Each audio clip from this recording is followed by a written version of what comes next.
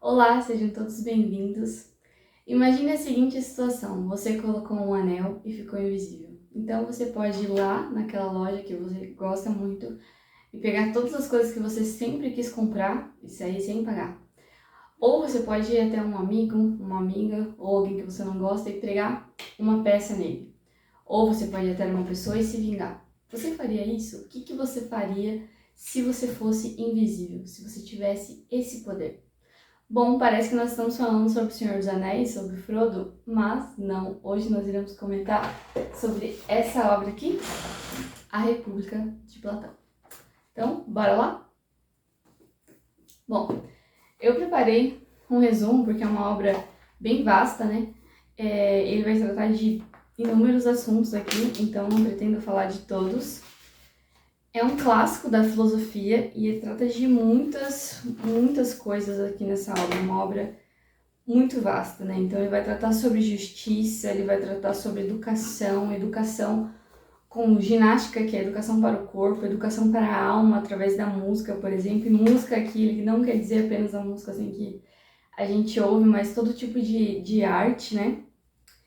Ele vai falar sobre mentira, ele vai falar sobre a cidade, ele vai falar sobre o prazer que causa dor na alma, as virtudes da cidade, que não há diferença entre homens e mulheres, características do filósofo, vai ter a alegoria da caverna, que é o mais famoso, vai ter esse mito que eu acabei de contar para vocês, que é do Anel de Giges, vai ter a questão das formas de governo, questão dos prazeres, e muito mais. É uma obra que o meu sumário deu umas 3 páginas, eu sempre faço um sumário para cada livro que eu leio, para eu conseguir localizar os assuntos, então é um clássico da filosofia e é uma obra bem vasta. Então vamos lá.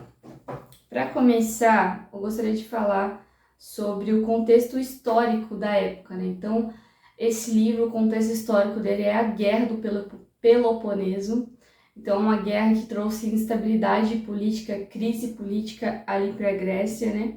E essa guerra, né, foi causada devido à anomalia, à anarquia, né, que era uma sociedade ali sem leis, então era os atenienses contra os espartanos, e Atenas acabou perdendo para os espartanos, e eles tinham assim, um apreço muito grande pelas obras de artes deles, pela música, e eles tinham isso e acabaram se perdendo tudo, então a Grécia se fragilizou, né? Atenas, na verdade, se fragilizou muito nessa época devido a essa guerra. E foi nesse contexto que Sócrates foi condenado à morte por corromper a juventude, né?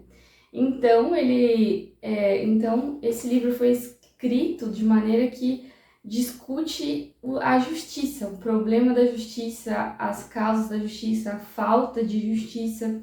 Então é um livro que vai debater isso nesse contexto, né? Com uma cidade que não tinha leis, que vivia uma anomia, que quer dizer uma sociedade sem leis, uma anarquia. E ele começou a se questionar toda essa questão da justiça. E no livro 1 ele vai tratar exatamente disso, porque a questão central do livro é o que é a justiça em si mesmo, né?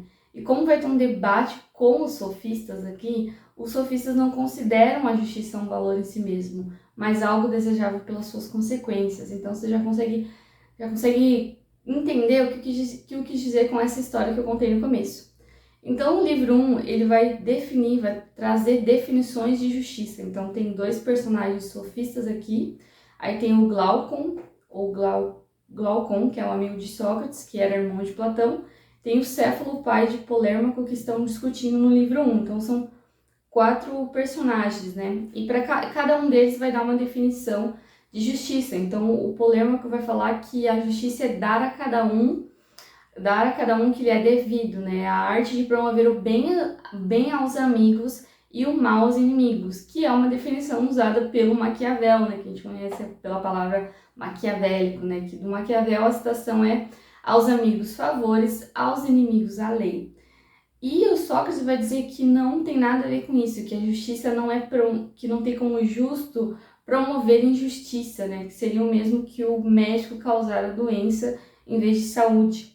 E aí vem o Clitofonte, que ele argumenta, é o primeiro sofista que vai argumentar que a justiça é a vantagem do mais forte, ou seja, do governante, né? E Sócrates refuta dizendo que os governantes erram, e aí o Trasímaco, que é um outro sofista, vai refutar dizendo que a justiça é aquilo que o mais forte acredita ser vantagem, eliminando a possibilidade de erros, né? E para ele, o governante não erra, ele apenas legisla de acordo com aquilo que é vantagem para ele, né? E o Sócrates ele vai refutar que o governante só governa pelo objeto que lhe é próprio, ou seja, ele só governa para a sociedade, então ele não tem como fazer o mal, assim como, ou não deveria, assim como o paciente, assim como o médico não pode causar o mal para o paciente, o governante também não deveria prejudicar o cidadão. Então, o Trasímaco, que é um sofista, questiona o valor da justiça, né? Então, ele fala que se a justiça serve somente para fazer o bem, é melhor ser injusto, porque você pode fazer aquilo que é mais vantajoso, né? E exatamente isso vem no livro 2, que vai tratar desse mito que eu contei para vocês no começo, né? Que é o mito de Giges. Então, ele está dizendo que com esse mito que as pessoas não são justas, elas são justas apenas por conveniência. Então, se as pessoas tivessem o poder de se tornarem invisíveis, elas não praticariam atos de justiça, elas fariam aquilo que é mais vantajoso. Por isso que ele vai falar exatamente que se a justiça é só fazer o bem, é melhor ser injusto e fazer aquilo que é vantajoso. E isso vai ser tratado nesse mito de Giges que está no segundo livro. Outro ponto que é ressaltado nessa obra, que é a questão principal, é a questão da justiça na cidade. Então, como é muito difícil investigar a justiça na cidade, porque a cidade é muito grande, nós iremos olhar para a nossa alma, que seria mais fácil nós investigarmos as causas da justiça olhando para a nossa alma. E por que disso, né? Porque a cidade reflete a nossa alma. É isso que ele vai trazer nesse livro, né? Então, eu até peguei uma citação aqui do Consentino, que é um artigo que eu li quando eu estava estudando esse livro, que a sociedade é a representação da alma do homem em letras garrafais, né? Toda a sociedade representa a alma dos homens. A analogia é simples, diz ele. Toda a sociedade é a expressão dos indivíduos que a compõem. Seu caráter, princípios e visão de mundo serão a somatória final da multidão de diferentes caracteres, princípios, visões de mundo que cada um dos seus membros contém. Ou crês, acaso, que as instituições nasçam do carvalho e da pedra, e não dos costumes de cidadãos aos quais arrastam para todo lado aonde pendem? Pergunta Sócrates ao seu interlocutor. Então, a citação está nesse artigo do Consentino na página 2. E é exatamente isso, né? Quando eu li isso e estava acompanhando a leitura, fazendo a leitura pelo livro, eu falei, nossa, tem muito a ver com o que está acontecendo no nosso Brasil, né? Então, você tem uma grande maioria, não a grande maioria, eu diria, mas uma minoria que se expressa, que tem mais força política e uma parte da sociedade que não se importa em se expressar, ou que estava adormecida, vamos dizer assim, e você tem essas pessoas, essa minoria barulhenta que consegue, que falta valores morais para ela, que está corrompida, que não tem um valor e que comanda, né? Praticamente, olha, é só você olhar para o presidente do nosso país, né? E você vê a justiça no nosso setor judiciário, que acabou encobrindo uma pessoa, né? E tirando as suas condenações, né? Para que ela pudesse voltar a governar. Então, o reflexo, né, do nosso Brasil, do nosso país, também vem dessas almas corrompidas, né? Outra coisa que ele vai falar nesse livro aqui, que esse livro vai tratar, é sobre a educação, né? E nesse livro, eles tentam trazer a ideia de você mudar a cidade e a política através da educação. Então ele vai falar da educação dos guardiões, os guardiões seriam tipo uma classe militar. É meio estranha, porque eles não poderiam ter mulheres, eles não poderiam ter propriedade privada. Tem um mito aqui que é uma mentira do bem, praticamente, que é os filhos que esses guardiões teriam, seria com várias mulheres, compartilhando, né, essas mulheres, né, não tendo uma esposa, mas tendo mais de uma indo para esse local, e nasceriam os filhos, e os filhos seriam da mãe terra, não seriam deles, né? Então é bem estranho eles não poderiam ter, assim, propriedade privada, bens, porque toda a dedicação dos guardiões estariam voltados para a cidade. Mas o que me chamou mais atenção é a questão da educação através da ginástica, que é a educação para o corpo, que eles falam, e a educação através das artes, que ele vai chamar aqui da música, mas são as musas, então é literatura, artes e outras coisas, que são as musas, que quer dizer aqui, né? Não somente música. E aí ele fala também da questão das músicas, da música em si, que a música, ela tem música que incita as partes baixas do homem, então a sensualidade, a vilania, a violência, e é exatamente isso que nós vemos no nosso grande Brasil, é só você pegar o funk, o sertanejo, então você vê que realmente essas músicas estão ali movendo as partes mais baixas dos seres humanos, né? E a música, ela serve para a educação da alma, né? Aqui, como eu disse, ele não está tratando só da música em si, mas das musas, né? Educação através das musas e entrar literatura e outras coisas. E tem o famoso... E como assim, voltando aqui, como essa questão de uma música que move as partes baixas do homem, ele também vai falar a respeito do homem tirânico, o homem corrompido, né? Ele vai falar nos tipos de governo, que é no livro 8, que ele vai falar sobre a democracia, então ele começa com a aristocracia, que é o governo dos mais ricos, ele tem a timocracia, que é o governo dos famosos. Ele vai falar de outros tipos de governo, ele fala da democracia, que é a democracia onde todos querem ter dinheiro. Então a democracia ela é vulnerável à tirania, porque os tiranos iludem os povos. Ele vai falar sobre a democracia, né?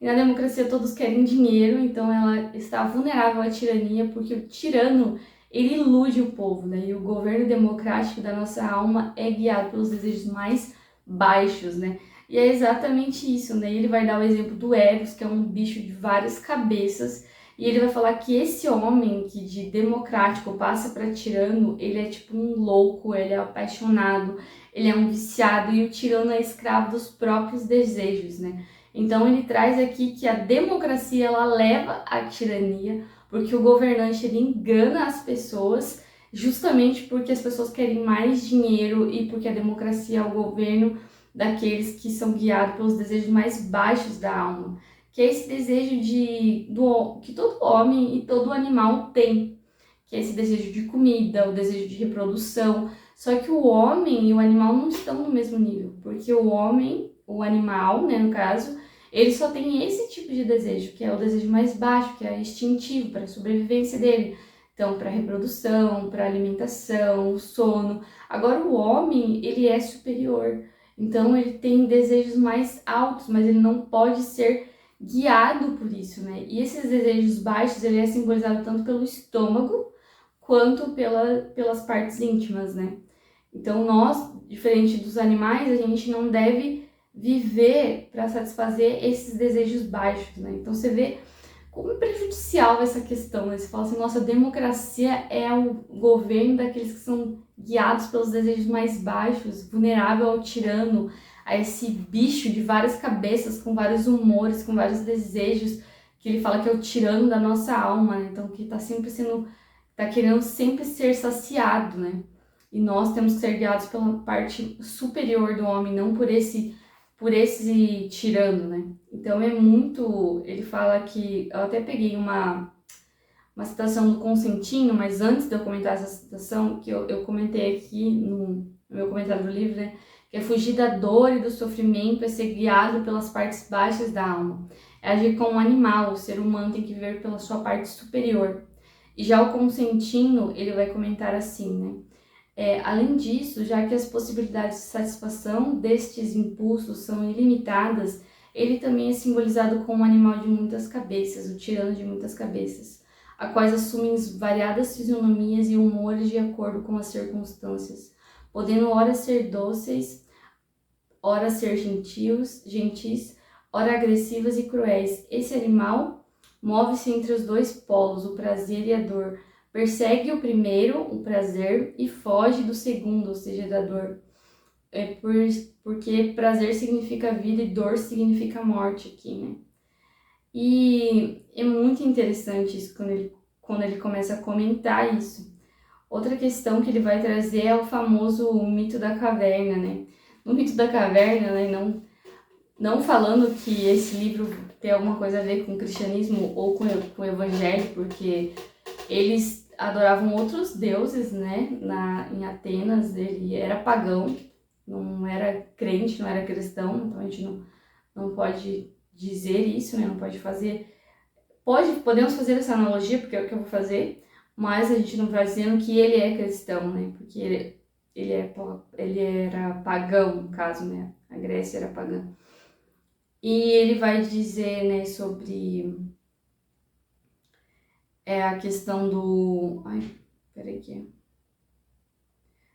Eu estava comentando sobre o mito da caverna, né? Vou fazer uma analogia aqui com algo do cristianismo, mas eu sei que eles eram pagãos, então não estou querendo fazer isso dizendo que eles eram crentes, cristãos, essas coisas, mas me lembrou isso, né?